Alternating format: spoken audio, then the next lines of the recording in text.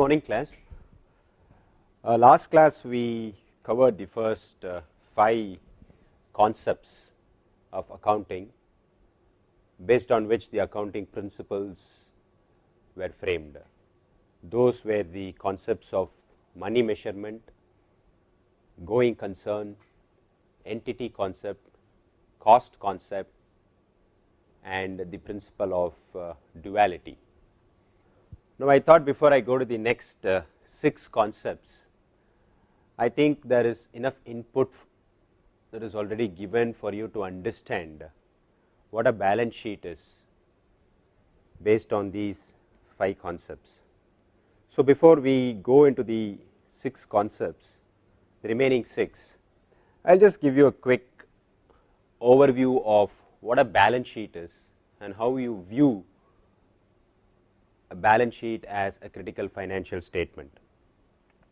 Now, I have already told to the class that a financial statement that shows the financial position of an entity at a given point of time is a balance sheet. So, balance sheet, as I told you, it's a status report at a point of time. Based on this, we can understand the financial position of the entity.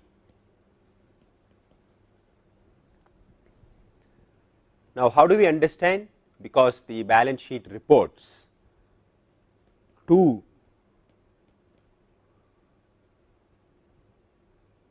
entities, namely the assets and the liabilities, and I had told you last class the assets will definitely be equal to the liabilities, because that is the underlying basis of a balance sheet. So, you should not be surprised looking at a balance sheet and that the assets is equal to liabilities. There is nothing significant, because assets definitely have to equal the liabilities. So, a statement that reports both assets as well as liabilities, based on which one is able to judge the financial position of an entity, is called a balance sheet. Now, a balance sheet has a specific nomenclature, or a balance sheet has a specific structure, a specific form in which it is being expressed.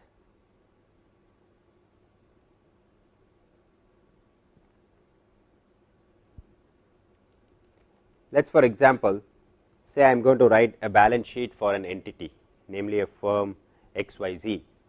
So, what we typically do is we write the name of the firm XYZ. So, this is the name of the entity, and that since we are talking about balance sheet, we write that the statement that we are going to create is the balance sheet, which is the name of the statement. And balance sheet, I told you, is a report at a given point of time. So, we need to know at what point of time are we creating this balance sheet, as on which date are we creating this balance sheet. So, that is why you would see in various balance sheets that there is a specific date that comes along with it, as of let us say December 31, 2011. So, this is the moment of time. Now, this typically constitutes the heading of a balance sheet. So, XYZ balance sheet as on 31/12/2011.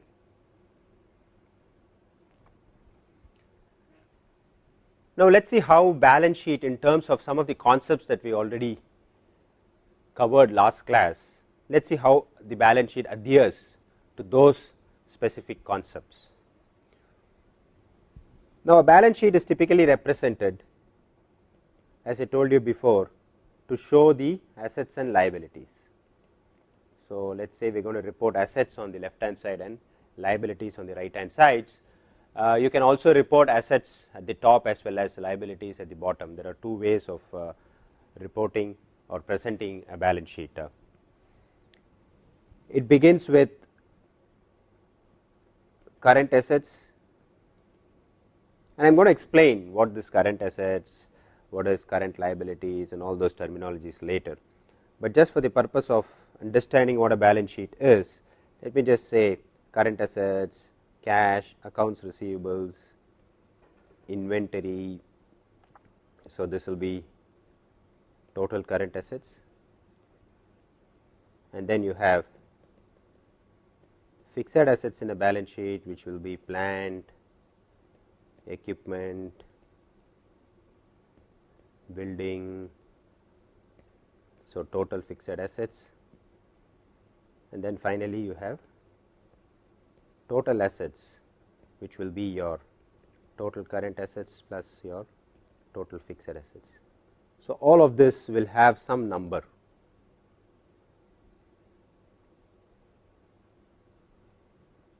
Let us say 1, 2, 3, 2, 3, 4. Let us say we are expressing this in thousands. So, that will also be indicated in your title of the balance sheet. For the sake of simplicity, I am just writing 3 digits, 565. So, the total of these 3 will come here, that is 12.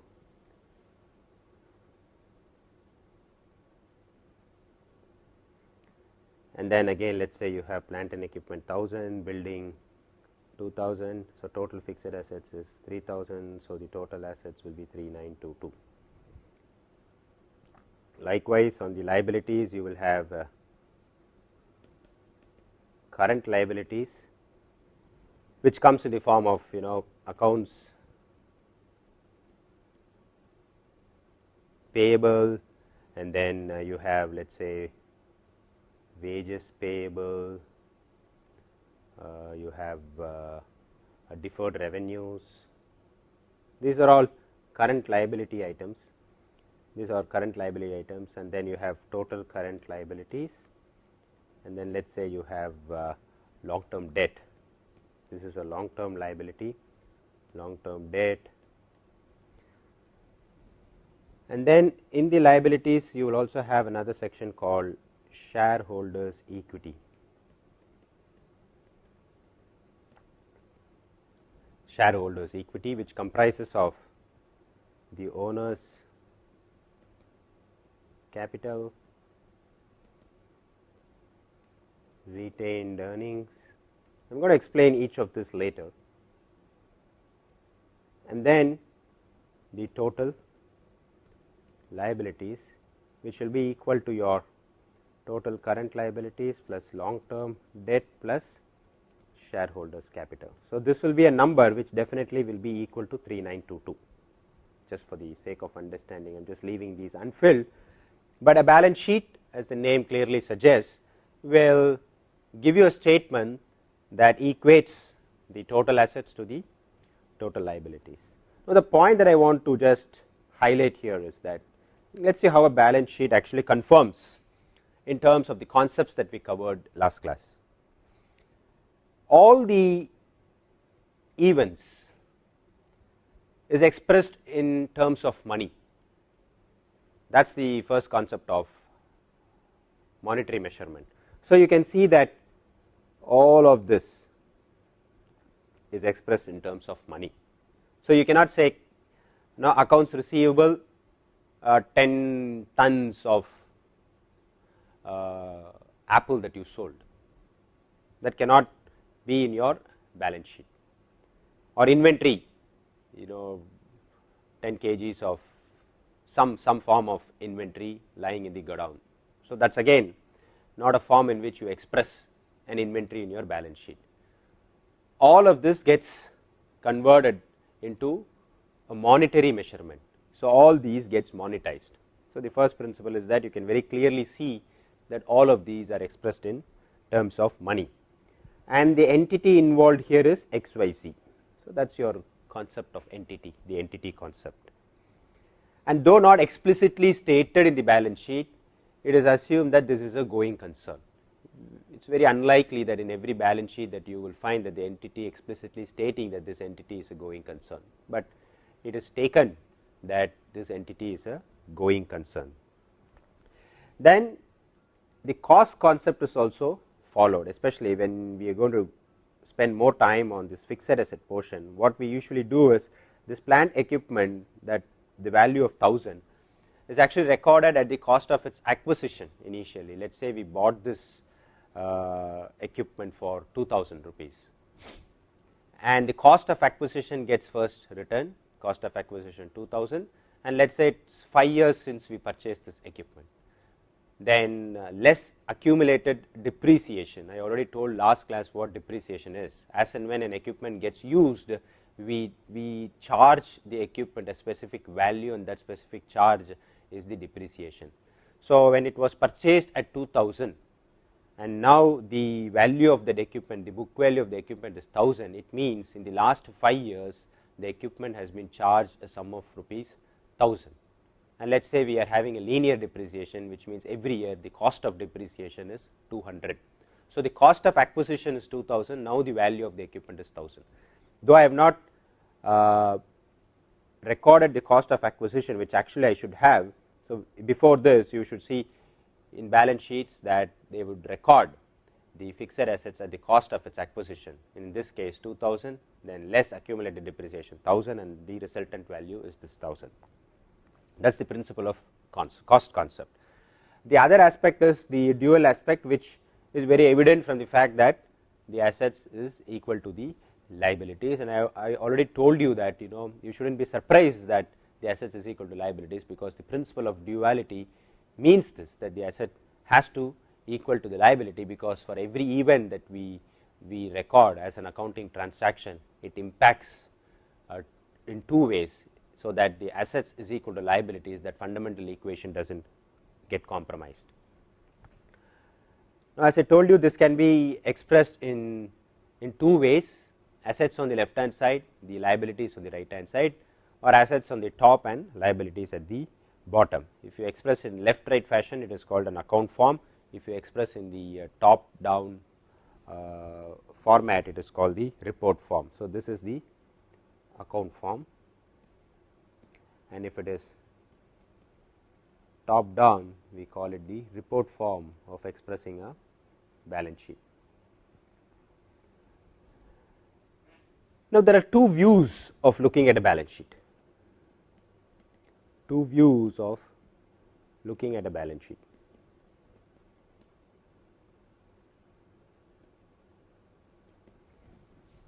And both the views are acceptable views, except that the way in which we look at the balance sheet differs a little bit.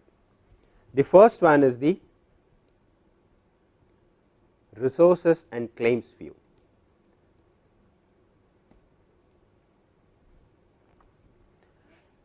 Now, this understanding, this resources and claims view of understanding what a balance sheet is one way in which, when you look at the balance sheet, you see the items on the asset side, these are economic resources of an entity. So, the assets is equal to the economic resources of the entity. In this case, we just wrote it was XYZ. So, it is economic resources of that particular entity XYZ. The liabilities, which is the right hand side, is the claims against the resources. And since it is a balance sheet, it is the claims against the resources as on today. Suppose this is the balance sheet today. Today, what is the claim against each of the assets on the balance sheet? Now, what do I mean by claim? So, the liabilities are claims of outsiders.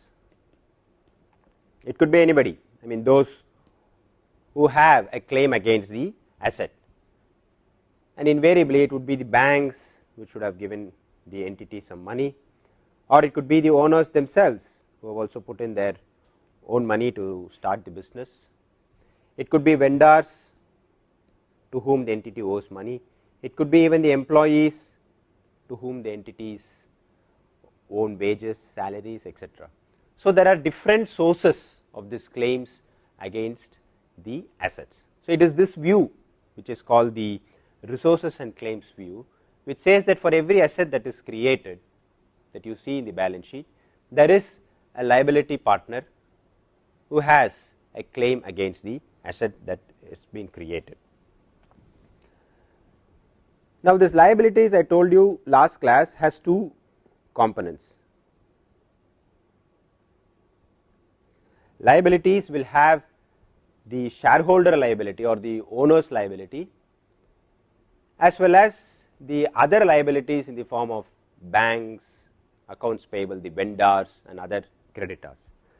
But you must understand that the owners do not have a claim in the same sense as the creditors have. Just a quick example for you to understand. Let us say in the balance sheet that we discussed, suppose there was another current liability item called taxes payable, and that taxes payable was, let us say, 100. Now, not a penny more or a penny less than 100 is the amount that the firm, the entity is liable to pay. To that extent, we can say that 100 has some specific claim against an asset created here, and that specificity is not more or not less than 100. So, to that exact amount, we can say that taxes payable is a claim against an asset whose value is 100. Now, the question is whether we can in the same exactness say that the different claims have the same level against the assets that are being created. Let us for example say that the shareholders equity here, the shareholders equity total is this entire total is around 1000. So, the shareholders equity, let us say, is 1000. Now, let us say that the entity is going to get liquidated. Now, the shareholders equity of 1000 means that in the event of liquidation, if all the assets on the left hand side is sold at the book value at which it has been recorded, and if all the existing liabilities are met, which means I am paying the bank loans, I am paying all my existing accounts payable. So, all the claims against the assets are met, then finally, the shareholder receives 1000. So, that is the meaning of the shareholders equity being 1000. But then in real sense, does it happen? Because there is a lot of if. First, on liquidation, if the assets are being disposed at book value, if I am able to meet all the liabilities, and after meeting all the liabilities, the shareholder gets this 1000. Now, this if condition could be unrealistic during different circumstances. Let us say for example, the shareholders equity, the book value, what we see here is the book value. Suppose let us say that this entity has got a tremendous growth opportunities. So, the shareholder equity could be greater than the book value that we see in the balance sheet, if the entity has tremendous growth potential.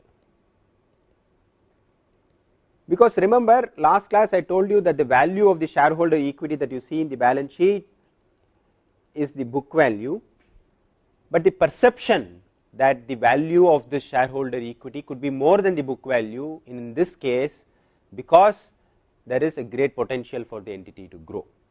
So, the shareholder equity could be more than the book value, and hence what you see there as 1000 in the book value need not necessarily be what the shareholder will get in case he decides to sell his stakes in this entity. It is also possible that the shareholder equity is less than the book value let us say the company is sick, if the entity is sick. So, I would not even accept that the book value itself is a fair value of the shareholder equity. So, there could be instances where even the book value is exactly not the shareholder's fair value, it could be even less than that, because the entity is sick and there is, it is very unlikely that there is tremendous growth potential in the entity. Let us say even a worst case scenario where the company is bankrupt.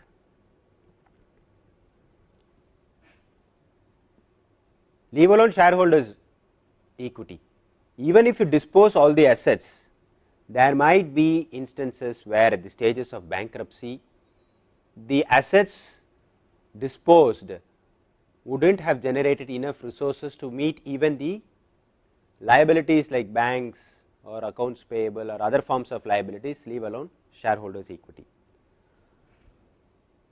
So, different stages or different perceptions of what could be the true value of shareholders equity, and hence whether this resources and claims view is the best form of viewing a balance sheet becomes a genuine question. And there are a lot of theorists that say no, this is not necessarily the only way of viewing a balance sheet, but that does not mean that this is not a correct way to view a balance sheet. There is also another way in which you can view a balance sheet, which is the sources and funds view.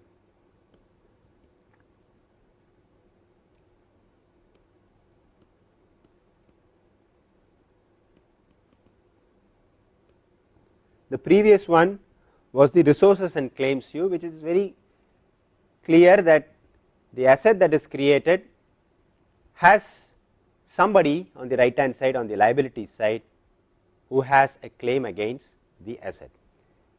The sources and funds view is that again it has got to do with the assets and the liabilities. It says the asset represents the form in which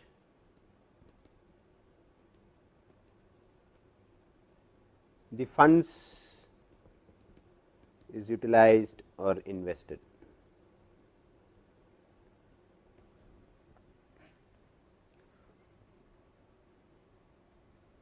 The liabilities represents the sources of these funds, which means for every 1 rupee asset that I create, where did I get that 1 rupee from? That is from the liabilities side. So, both views are correct, both views, whether it is the resources and claims view or the sources and funds view, both views are correct, but for easy understanding the sources and funds view, because it very clearly says that the asset represents the way in which all the funds that were received have been utilized or invested, and the liabilities represent the sources of these funds. Where did I get these funds from? Did I get it from banks? Did I get it from raising money in the stock market? Or the fact that I did not pay my vendor money, but still managed to get some inventories in my balance sheet, is an inherent source of fund. The accounts payable is a source of fund and hence a liability, because I have not paid the vendor, I am only deferring my payment. So, it is an inherent fund that I have generated. The result is that I have utilized that to get some inventory which shows up in my current assets as inventories. So, both forms are acceptable, except that the sources and funds view is more convenient and comfortable to understand. Now, if you look at the balance sheet, a balance sheet, as I told you before, is categorized: assets, liabilities. Under assets, you will have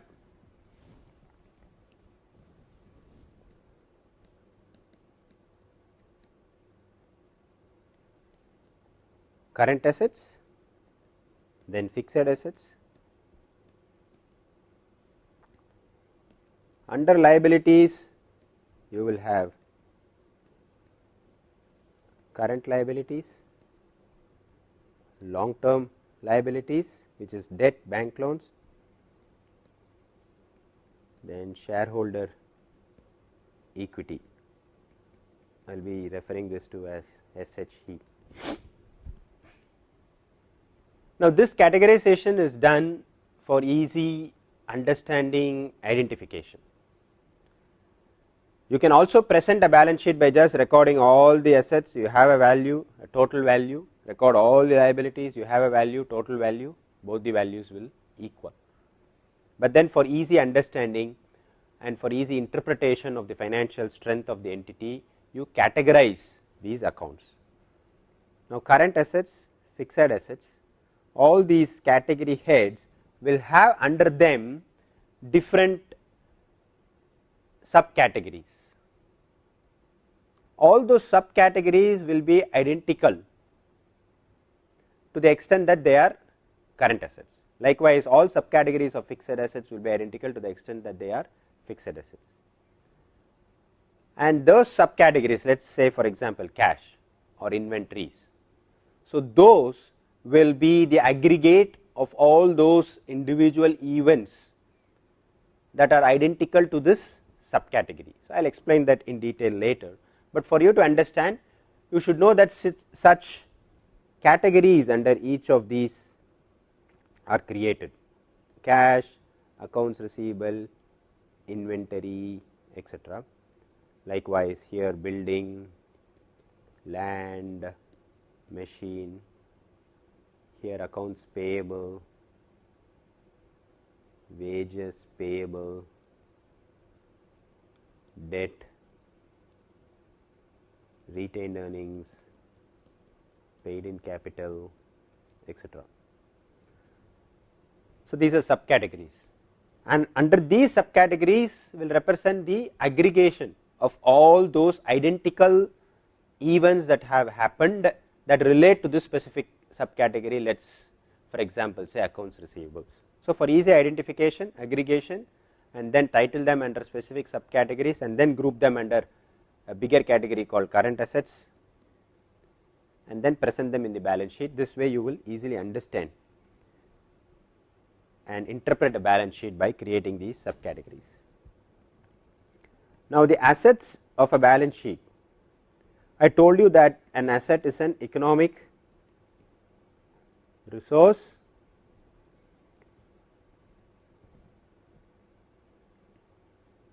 let us just extend this definition a little further, that is controlled by an entity, because now we are getting into the finer details of what qualifies an asset. Controlled by an entity whose cost of acquisition is objectively measurable.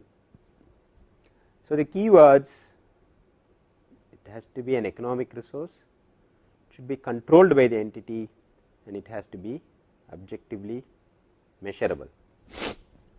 So, what do I mean by economic resource? It means that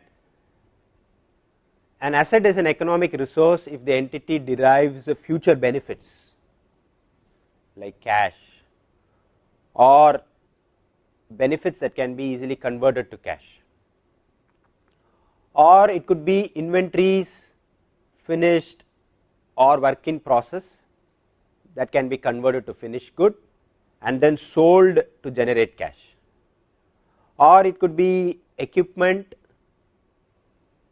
which can be utilized in future. So, this equipment can be used in future for activities which will result in finished goods which can be sold to generate cash. So, broadly an economic resource is one that can generate cash or can be converted to cash and hence qualifies to be an asset. The second key point is that it has to be controlled by the entity, which means let us say the building that the entity is operating is on a 25-year lease, then I can assume that this building is an asset to the entity, as against using a different economic resource which is not owned by the entity. Let us say it has been leased for a short period of 6 months or 10 months or less than a year, then I cannot say that I own this entity because the lease duration is very short term, which means I do not have direct control on this entity. The ownership will pass after the end of the lease period, it gets transferred. Under these circumstances, I do not treat this, though it can be used to generate cash, I cannot treat this as an asset because I do not directly control the asset or I do not own this particular asset. And the third thing is that it has to be measurable objectively. So, I pay cash to buy an asset. I may trade my existing asset to get a new asset, that is measurable because the existing asset will have a value, the new asset that I get is traded for this particular value. The question is whether it is measurable or not.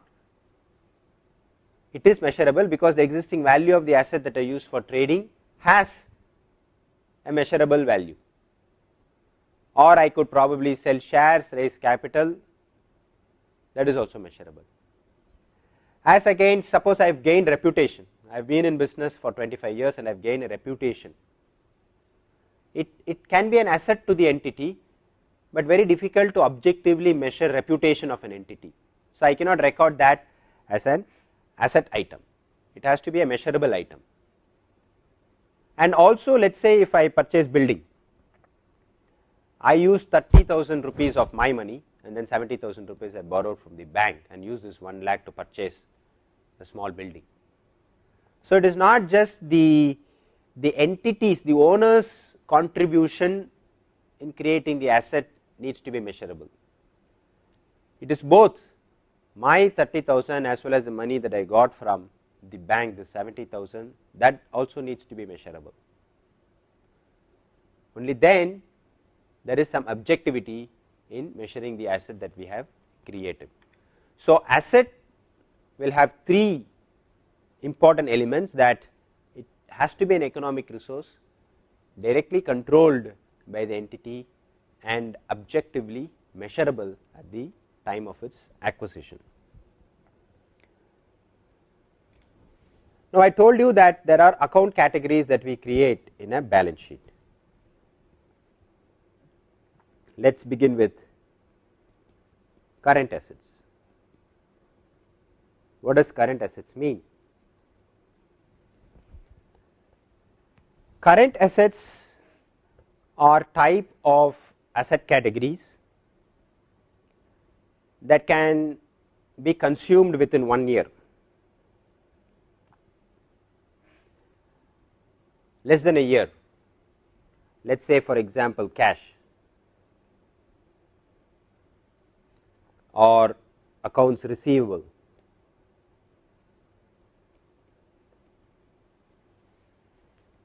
or marketable securities. Marketable securities or cash equivalents, short term investments or inventories.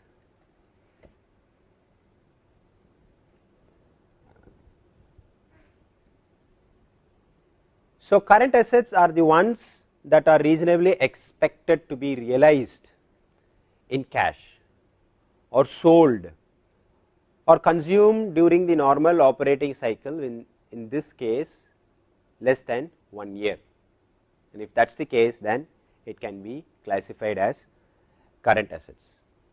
So, for example cash is a current asset there is no current asset more current than cash, because it is cash, it is hot cash, funds that are readily available for disbursement for whatever purpose it may be.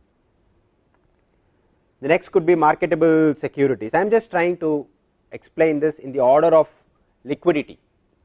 Cash is the most liquid form of asset. Marketable securities, let us say you have a short term deposit in a bank, so it can be easily converted into cash. Or accounts receivable. What is accounts receivable? Suppose the entity makes a sale, and there are times where I record a sale and that I do not receive money for the sale that I have made, but at the same time I know that I will be receiving this money within a reasonable period of time in the future. That amount that I have to receive would appear under the heading accounts receivable.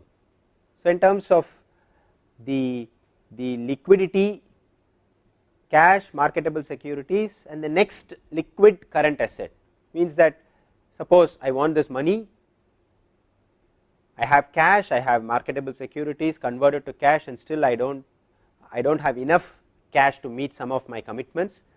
The next current asset that can be converted into cash is my accounts receivables. Then is inventories, that is also current asset. Inventories could be in different forms.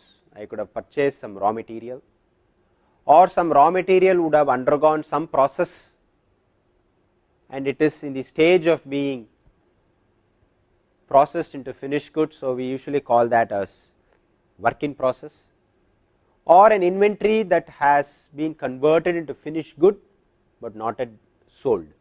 Now, all these three inventory classes are current assets, because they can be sold at some point of time to be converted into cash, and hence it is a current asset.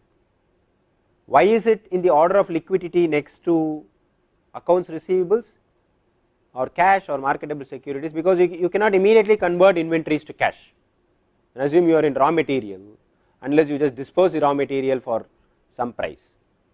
The raw material needs to be converted into finished good, the finished good needs to be sold, and then your sales should generate cash. So, in the order of liquidity it will be always cash, marketable securities, the accounts receivable, inventories. Also you might have some prepaid expenses which can also be your current assets, and usually these are intangible in nature. For example, an insurance policy, the entity pays some amount for an insurance protection in advance, and let us say it is a 2-year insurance cover, and at the end of 1 year let us say it paid around 250,000 for insurance protection for 2 years, and 1 year has gone. Now, what happens to the amount of this current asset at the end of 1 year? Which means no longer is this 250,000 the value of the insurance that I paid 1 year back.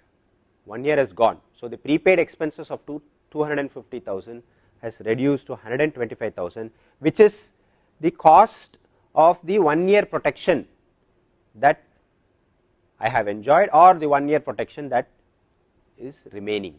So, prepaid expenses at the time of purchasing this in advance is a current asset whose value will keep reducing proportionately as and when you start losing the benefit of paying the advance to get that current asset. Now, just as we have current assets, we also have fixed assets.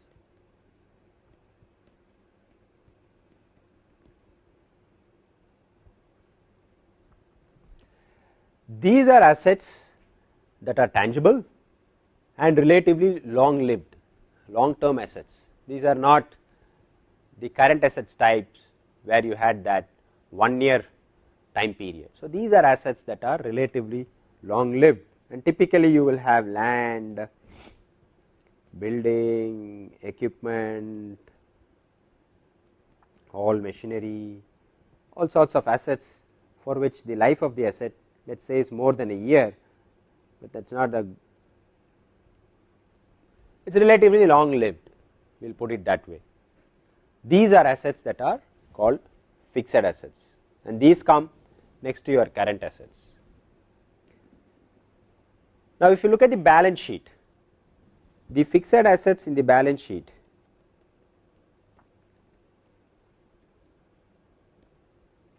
I told you that, let us say, building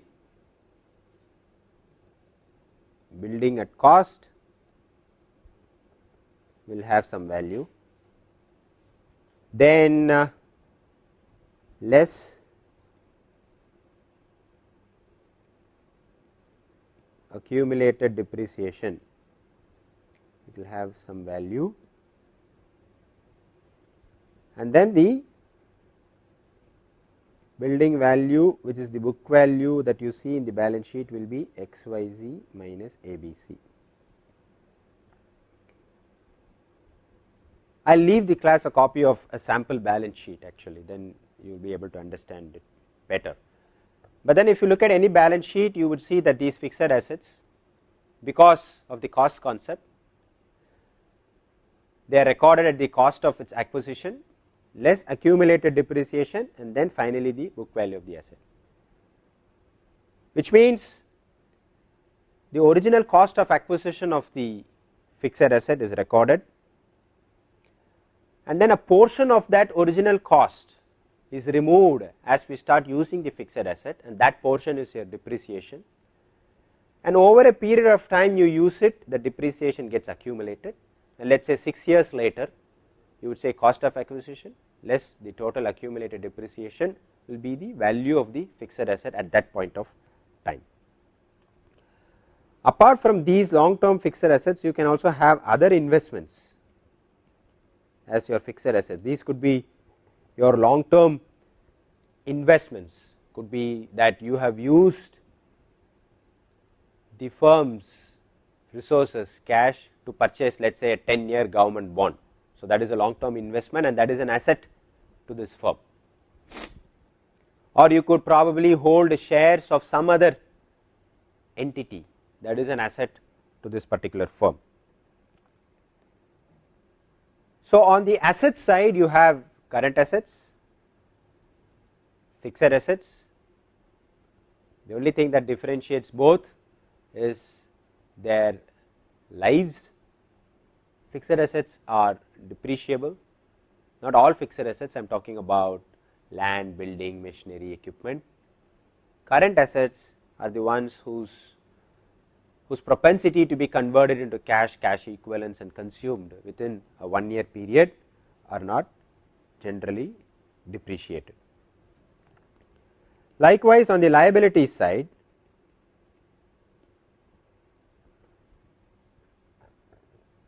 you have different account categories. Now, what is liability? Liability is an obligation to some external parties.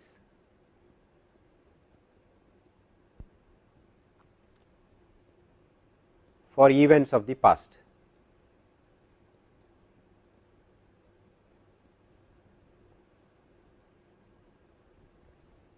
Let us say as on December 31, 2011, I am preparing a balance sheet, and that I have not paid wages for my employees for the week December 26 to December 31.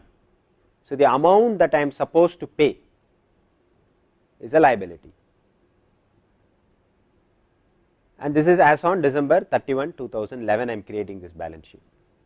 Let us say on timeline, today I am on January 10, and that I am preparing this balance sheet as of December 31, and I have not paid salary for January 1 to 10, but that is not a liability that has to be shown in the balance sheet, because our balance sheet is as of December 31, 2011.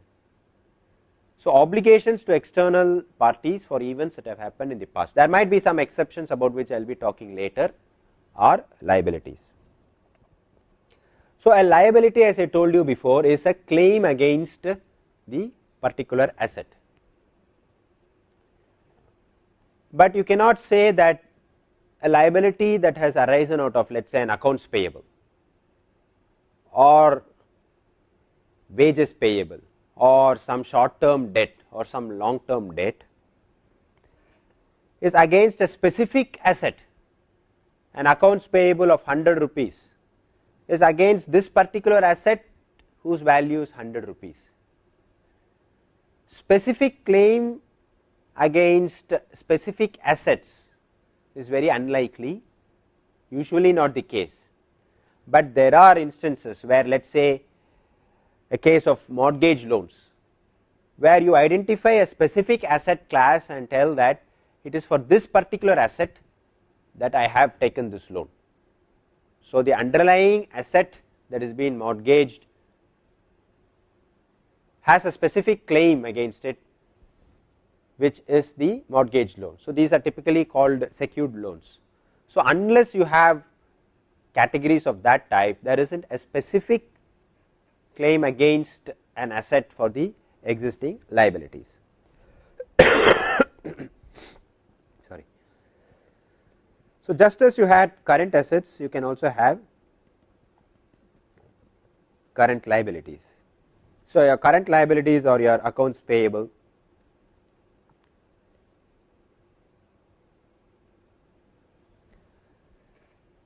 or accrued expenses.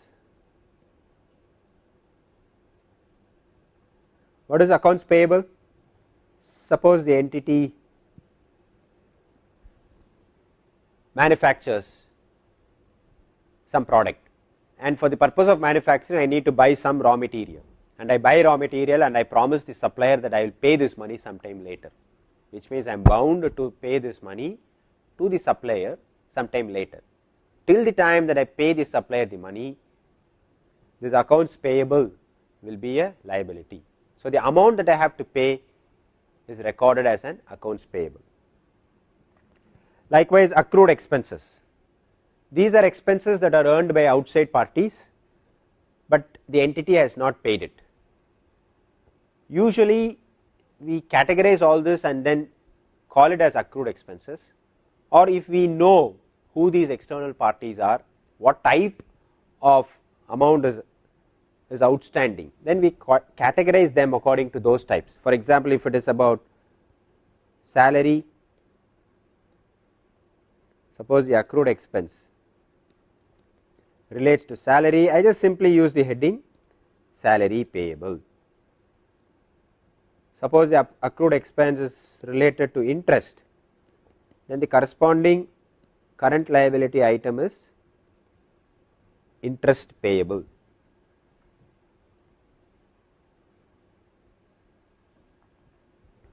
There is also another current liability item called deferred revenue.